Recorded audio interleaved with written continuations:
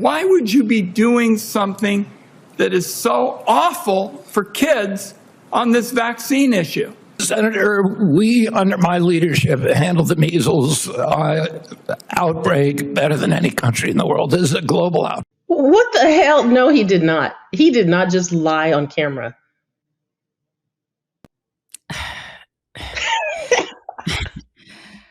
No, ma'am. So that is our Secretary of Health and Human Services of the United States. Secretary of Health and Human Services. So that's him looking at the camera, telling the American people that the worst measles outbreak in over 30 years was handled better than anyone else. So that's while children are in hospitals, while unvaccinated babies are dying, and the virus has now been confirmed in 37 states. So that's not leadership, that is gaslighting with a federal seal on it, and maybe it will even have a Trump picture. So I am Dr. Haydée Brown. And I'm Dr. Sonya Sloan. And we are AYA, Black and Brown Women Disruptors in Healthcare and Beyond. So today we are telling you something that should make every American sit up straight, that is. The Trump administration is now actively burying scientific evidence that doesn't fit the story they want to tell. So they're not delaying it. They're not debating it. They are burying it. So we are going to walk you through exactly how they're doing that. Dr. Sloan? I know this whole thing, how they're handling this outbreak, right? So let's start because we have receipts as we always do. So on May 1st, 2026, there are 1,814 confirmed measles cases this year alone. That builds on the record from last year at 2,288 cases, 2025. So over 90% of those were in unvaccinated people, and 72% of those cases were this year, children 19 and younger. So that's not a flare-up, you guys. That is a national outbreak across 37 jurisdictions, coast to coast, red and blue states. And measles is just the headline. There's whooping cough, there's rabies, hantavirus, diseases that we wrote out of pediatric textbooks, right? These are walking right back into the emergency room. And somehow RFK Jr., the man in charge of the agency that's supposed to stop this, stood in front of Congress and said the United States handled it better than anyone else on earth. Now let's see what U.S. Representative Haley Stevens of Michigan responds to that. Americans today are less safe under your watch.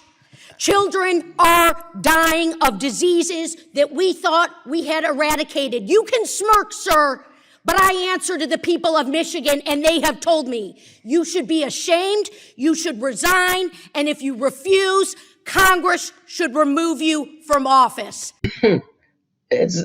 So that would be a no, Dr. Brown. We are not making America healthy again, not by her words, right? But we're watching Americans get sicker in real time, right? And the man at the wheel telling us that the car is fine, we're going to be okay. He's driving us right off a cliff. Dr. Brown. And then here's the part that they really don't want you to see, right? This is where it gets dangerous. It's not just incompetence. It's actually dangerous. So last week, the New York Times reported that the FDA is blocking the publication of taxpayer-funded research that found that COVID-19 and shingles vaccines are safe. So I just want to repeat this for everyone to hear it. Federal scientists, taxpayer-funded research, that's our money, reviewing millions of patient records, and they're finding that serious adverse events are rare with COVID-19 and shingles vaccines. But the administration is stopping these studies from being published. And that's not policy disagreement, right? That's not a budget cut. That is your government suppressing its own science because the science doesn't say what they want it to say. So federal vaccine safety data has been published through Republicans and Democratic administrations for years, right? All along with what we hope to be coming from information from CDC, a trusted, so-called trusted source. However, let's watch this clip. This is a move that breaks decades of precedent. The Trump administration blocking the publication of research that tracked the safety of vaccines. An official from the Department of Health and Human Services tells ABC News that the FDA did not publish several studies that showed the COVID and shingles vaccines were safe because, quote, the authors drew broad conclusions that were not supported by the underlying data.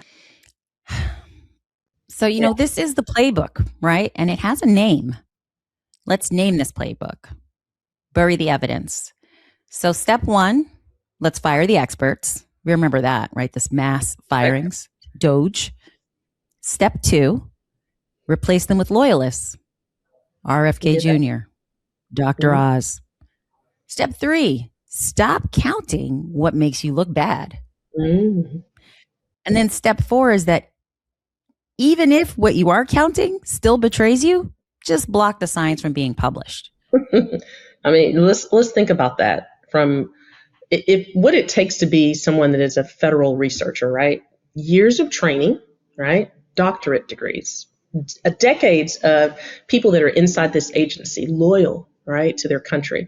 And now imagine watching tens of thousands of hours, man work, woman work, go down the drain, peer reviewed, statistically sound, ready for publication. And it just disappears. Not because the data was wrong, but because the data was inconvenient for the current political climate that we're in.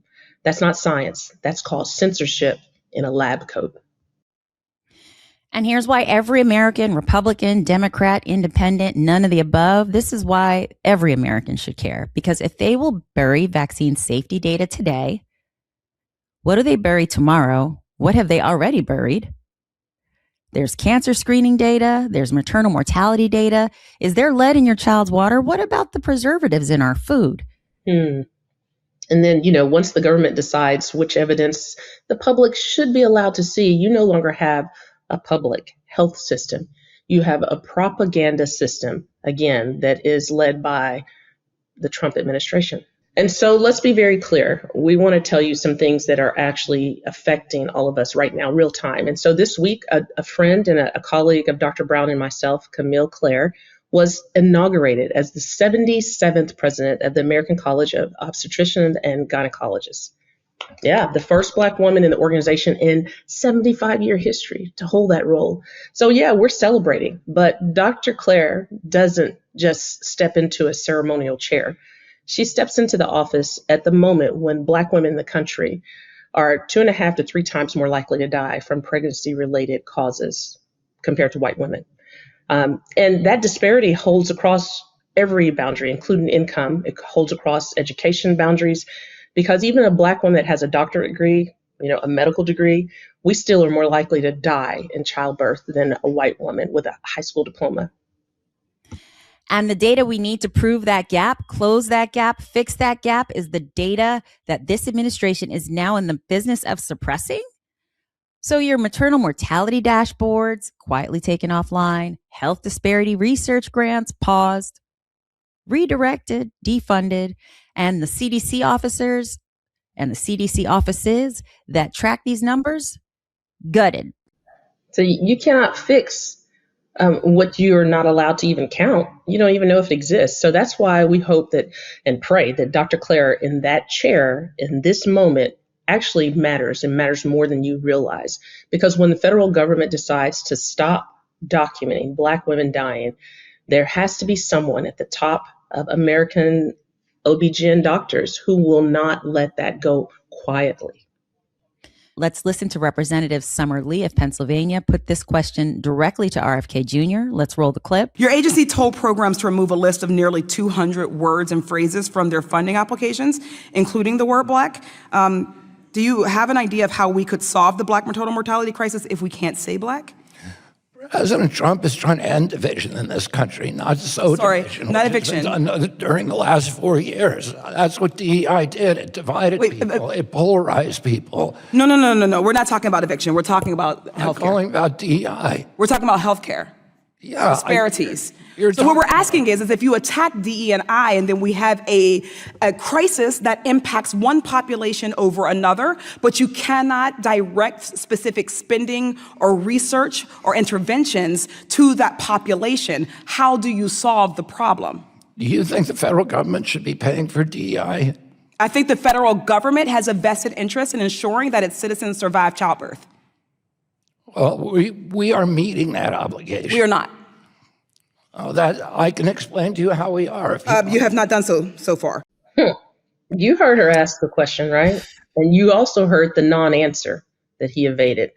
And that's what it sounds like when your government has now decided that your community is expendable. And, our communities have a lineage of memory of this, about this specifically. You've got Tuskegee, where the federal government watched Black men die of syphilis on purpose for 40 years with treatment that was available. You have Henrietta Lacks, a Black woman whose cells built modern medicine while her family was lied to for generations. You had the forced sterilizations of Black, Latina, and Indigenous women well into the 1970s by doctors who answered to no one. And our grandmothers learned the hard way, when the government tells you to trust them and also hides the data at the same time, you don't get the benefit of doubt, right? You basically get a death certificate. And so, listen, I do believe patients deserve to ask the hard questions, right? Public health agencies should be scrutinized. I get that. And healthy skepticism is how we evolve and medicine improves. But there's a difference between healthy skepticism and manufactured collapse. So healthy skepticism says, hey, show me the data and, I'll evaluate it. Let me crunch the numbers. What are the conclusions that I can draw, right? A manufactured collapse says, there is no data and there will never be any data. So that's what's happening right now, this manufactured collapse. It's major, right in our face. That's what's so bad. So when Americans can stop trusting all medical institutions that affect cancer screening, childhood vaccinations, outbreak response, maternal health care, preventative medicine, all of it, Dr. Brown, just like we can't trust any of it anymore. And right, like hantavirus diseases, they don't care who you voted for, right? It can be that measles virus that's crossing 37 states this year.